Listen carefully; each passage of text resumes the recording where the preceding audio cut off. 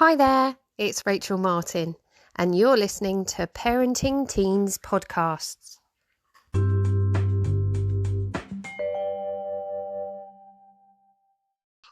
So, welcome to Parenting Teen Podcasts. Today, I've got a guest speaker, and we've got very happy to have Veronika Skye from Your Maths Tutor joining us today, who's going to help all you parents out there who have young people who struggle with maths. A few people have asked about this, so I thought it was very apt to get on somebody who could help you with some tips for things to do and ways that you can help, but also some resources that she's got that could be really beneficial for you guys as well. So, Veronika, hi, how you doing? Hi, Rachel. Hi, I'm fine. How are you doing? All good, all good. They're back at school. It helps. It definitely helps. I hear that very often. Yeah, normality. We need the routine back. We're all itching for the routine back. So yes, definitely all good. So, do you want to just give a bit of an intro of yourself, kind of what you do and how you've got to where you are? Yes, of course. So I'm Veronika, and I am indeed maths tutor, and I've been maths tutor for half my life. So it's not really like just what I do on my job. I really think of myself. That's who I am. Yeah. A lot of enjoyment from this job, and helping students and just seeing them thrive. So it's just really rewarding. Oh, see, unique breed of person. Seeing people thrive in maths. Wow. I know. It's always sounds like, oh no, it won't be me, but it will be surprised so much. Fantastic. That's what we like to hear. So what ages is it that you cover? So, well, at the moment, I normally tutor, which means all ages. I do really primary to university. The youngest are in year 3 or 4, and the oldest really is his last year at uni. So, Wow, that's a big mix. So you've obviously said that you tutor a lot of different ages, and that's obviously a lot of different levels of math. So are there any things that potentially would help, things that generally always seem to trip people up or things like that? yeah, definitely there seemed to be a pattern most of the time that I picked up after all those years. It's that's why I created my motto. You can see on my website. It's about confidence, basically, and the confidence is probably one of the key things. Um, it's just you might miss something while you build your foundation, because maybe very often I hear that, oh, my teacher, just if I ask, it just gets angry, so I don't ask anymore. And like when you have to rush at school, so you don't have that much time to explain everything, and some of the students get left behind, Yeah. and they lose confidence. And it can be at any age, right? It could be primary, secondary, anywhere. And it just starts a really ugly snowball. You don't want to be a Yeah. snowball. It's just snowball of maths is horrible and I can't do it, and it's all this stuff. So, and I'm trying to obviously just help with that, but anyone can help with it if they understand. It's not like I'm bad at maths. That generally doesn't exist, being bad at maths. Of course, you better at English, you better at history. That's okay. But Yeah. the basic maths, like let's say up to GCSE, pretty much everyone should be able to learn. I'm not saying like everyone gets grade 8, 9. That's today AA star. Yeah. But just be able to do the basic that very often you will need in your real life later. And so the confidence, missing bits, and then actually sometimes you'll be surprised, that could also be the problem could be rooting in the fact that there might be some special education needs that child or student might have, and it's not detected. It could be something very mild, like maybe very mild of focus issues, a little bit of anxiety, as could be often masked well, so the students don't get picked on Yeah. for being a little bit different or something, or just need the extra help. It's not just their fault. It's not just not paying attention or something. It's just so Yeah. if you just help with these underlying possible issues, then a lot of times that smooths all the problems, and then maths can be learned and without stress and without too much trouble. So You're dead right. The minute you start getting maths wrong, you just quit. It's like, I just don't get it. I don't understand. I'm not going to do it. yeah, And that hideous line you must hate. Oh, I hate maths. I Yeah, hate maths. I can't get it right. exactly. Then you get to that, then it's difficult to get out of it. I just remember once it was just a matter of the student was supposed to wear glasses, and then he couldn't see well because just wouldn't want to wear. I want to see well what's going on in the classroom, and then wouldn't get the stuff. So Wow. just really little silly things sometimes, and that's been going on for maybe 2 or 3 years, and then you pick up a lot of problems alongside. So Yeah, and you never really look to go back to the very basic, obvious things. Sometimes there's so many reasons that come over the top. The teacher hates me, yeah. that's just how it's always been. So I didn't know it could be any different, and that glasses would have helped. There's loads of things, and at the young ages that you're dealing with people at, and in teenage years as well, that they're not geared to think of how to fix things. They can just see the problem, and it just causes them to get stuck. So what a fantastic opportunity to almost be just another support outside the numbers and trigonometry and all those really fun things. Actually another side of support for them as well. How fantastic. But I categorically agree. From my world of things, confidence is, it just plays such a huge part in everything. And if you can raise that in your clients that come to you to tutor, then like you say, I bet you see them flourish time and time again as they Yeah. start to get things right, and the teacher doesn't tell them off or rush or anything like that. And yeah, it must be a wonderful moment. It is indeed, and just hearing it, especially when they're the final exams, and I always wait like for second Christmas to get the results, and they're different days because different exams, A levels, GCSE. Now I'm based in Scotland now. I lived in London, but now in Scotland, so we have also different exams here and different time for that. So it's actually multiple Christmases, all over August. Oh, fantastic. Like a little halfway house for the year, just to Yeah. pick you back up again, make sure it's all good. Superb. So we talk about confidence, and obviously there are a lot of people out there who have lost their confidence in maths and, are full of I hate it, I don't like it, I'm rubbish at it, I don't know what to do, I can't get it. How do you motivate somebody to, I guess, to reapproach something that they don't like or they feel they're rubbish at? What do you do to help? Um, First of all, if you make it fun, it's always easier, and I'm all for fun. So, and I lose lots of visuals, and I say jokes, and sometimes I'm getting a little bit older, so sometimes the jokes are maybe like of, like, oh, it's like a mom's slash dad's jokes, but most of the time, at least they laugh politely. But I think most of the time you can really see like they can just like snort out. I'm like, okay, yeah, I hit the target. Just like with the fun and with the visuals, just like the way of, it's not like one way to explain. So I'll obviously try to find the way that works for each student, how to explain. Shall I just use formula? Shall I just show it on an example? Shall we just try a little bit easier example? Usually a combination of all three, or there are other ways as well. So I'm trying to find, but like in a fun way, how to explain the way that they will obviously understand. So then they Yeah. see, oh, there is a way to learn this. Okay, so they just, there sparks a little bit of interest. And of course, Mm. if you're interested in something, that you're a bit more motivated. So, and also a good motivation is, I know they hear it all the time, but explain why they need that in their real life. Well, of course, not all the maths they would need in real life. I mean, I do a lot all the time because it just makes my life easier actually to do a lot of calculations that others would just probably not do. But but I mean, even if it's not the maths they might need, I said, well, you need to pass the exam and then you can get on with your life. And because it's mandatory, let's say GCSE, so you want to pass at a good level, and then you can go study your college. Maybe you don't have to touch maths in a academic way never again, and good for you if that's what you want. Perfect.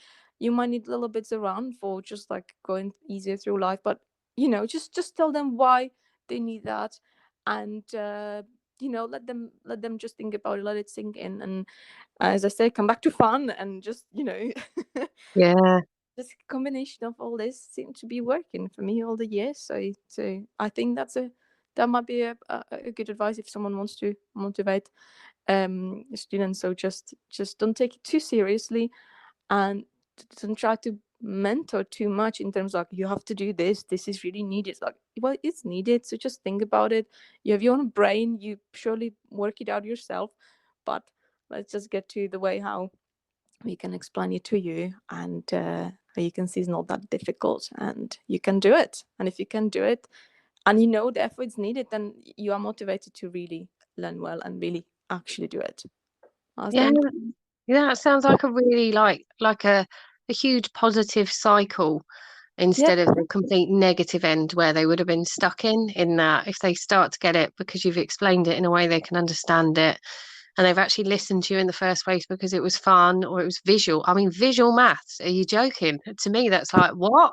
It's just not naturally very visual. So to hear that is a really nice, I guess, change on how academically we know maths to be taught. I mean, it's the most boring exercise book to look through as a parent. You'll probably hate me for that, but in English, there's pictures or there's a big long descriptive story and stuff, and maths it is literally just, numbers after number after number. So to apply that visual side to it is, yeah, it sounds more fun already, which is madness because, it's maths.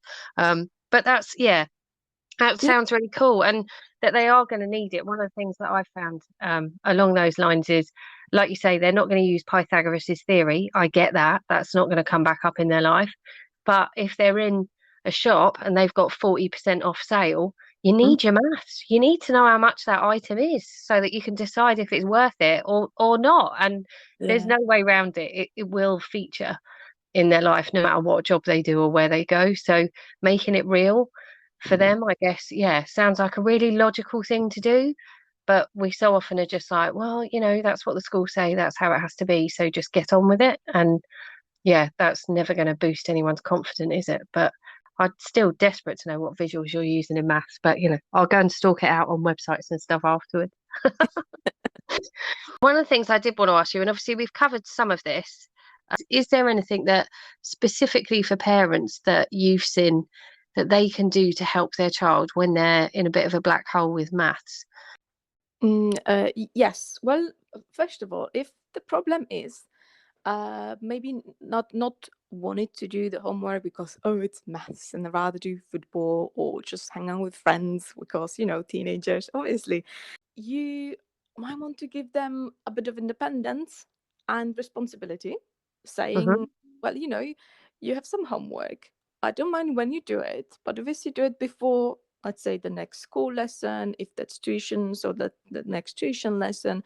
And and you're responsible for doing right. You can ask me for help if I'm the parent who can't really help with maths, saying like, well, we find someone else who can help you, but you can ask for help, but I'll leave it up to you. So just a bit of independence and responsibility rather than saying, did you do the homework? Are you supposed to do homework Wednesday evening? Now it's Thursday. Why is it not done? Just again, a little bit more positive way. Later they all find out, oh, I'm actually, it's showing that I'm not doing the homework or not as much as I said I will, and I really need to up my game because the exams are coming, or we're going in circles, and it's a little bit embarrassing with the tutor, or it'll be embarrassing maybe with parents who gave you the freedom to be responsible for your own homework. Yeah, That usually works. Just rather than treating them still as children, just treat them a little bit more like adults, and they might behave like adults, and it just works for everyone a little bit better. So that's for like a with homework, kind of the general management that seems to work fairly well. I mean, not for everyone, but you can always try this approach. I had fairly good results, even with students that their parents are saying like, he would never do homework, and just like, we can't ever let him do sit with the books. I'm like, well, let's just give him a little bit of freedom, or give you a little bit more responsibility, just like and yeah. So that's a good combination. But obviously, if there is a trouble that the student don't really get, like, there's another option. Obviously, sometimes students are not that good with, let's say, reading textbooks. yeah, As you, it could be fairly boring, like a lot of lessons, like where the visuals. So yeah, they have, like, let's say, educational videos. So some students prefer rather more hearing it rather than reading it, because you have different ways of learning. You read things, you hear things, you see things, and various combination of these. So of course a lot of things could be also at maths as well, but I can see in other subjects, just like you can touch things, when you, let's say, model an atom for chemistry and understand that better, so really yeah, different ways of learning. So find the best one or best combination and stick to it. Maybe some apps and games. Some students just kind of find it when they do a little bit of competition. They rather do that than just sitting at a textbook and trying to work out some, boring maths. Yeah. So whatever works, whatever just pushes them is fine, as long as they just start doing the homework and therefore getting their practice, and hopefully therefore getting better at maths. So, but if everything fails, or if just kind of it still feels too much, then obviously there is the option. Like, I'm a maths tutor, so that's my job. What to do? I help students. So to ask for extra help, and specifically what I am just now working at is something to avoid the trouble and stress later on towards GCSE. Where I get so many GCSE inquiries end of year 10 when they get end of year results, or beginning of year 11, or even later in year 11. Just that's a challenge for me, and I always try to help as much as I can, but of course with limited time it's not always that easy. It's a lot of stress. The tuition needs to be very intense very often. It could be several hours per week of tuition to Yeah. catch what's been, and it's not easy. It's stressful. Obviously it's very costly as well, so there's just so many negatives to it, although I do it every year because I get these inquiries every year. And I was thinking how to try to do something else, to maybe an option how this can be avoided. And so I created a program for Key Stage 3 students, because if you have any gaps at Key Stage 3, there's the ugly snowball that's rolling. And so that's why I said I created this program where students can be independent, responsible, how they do it when they do it. It's also time flexible, so no worries if you don't have time exactly at Wednesday 4 o'clock. In this program, you aim to learn key skills for maths that you will need at GCSE. If you've started year 7 grade, you have like year 7, year 8, year 9. But if you start year 8 or year 9, at least just like get it going, get that sort of way of working a little bit more independently, working a little bit more like kind of like I can do it myself. Get the help, because you can ask me anything you need and you get the answer from a professional tutor. I think that could be a really big game changer for everyone who's already maybe dreading it and has got still quite a few years going, and they want that just extra little help. But also, as I said, combining all the stuff I said, it's good that the students can be independent. Nobody will be telling them, now you have to log in for the lesson, or you have to go there to the tuition center and do your work. No, just do it a little bit more independently. It's up to Mm-hmm. you. And get all the help you can get. Just ask, get the help, get it going, and just just get out of that snowball. And then you just get to your GCSE and like, well, I learned this is fine, this is okay, I understand, okay, well, I can do this. And that's all you want. You don't want to be stressed.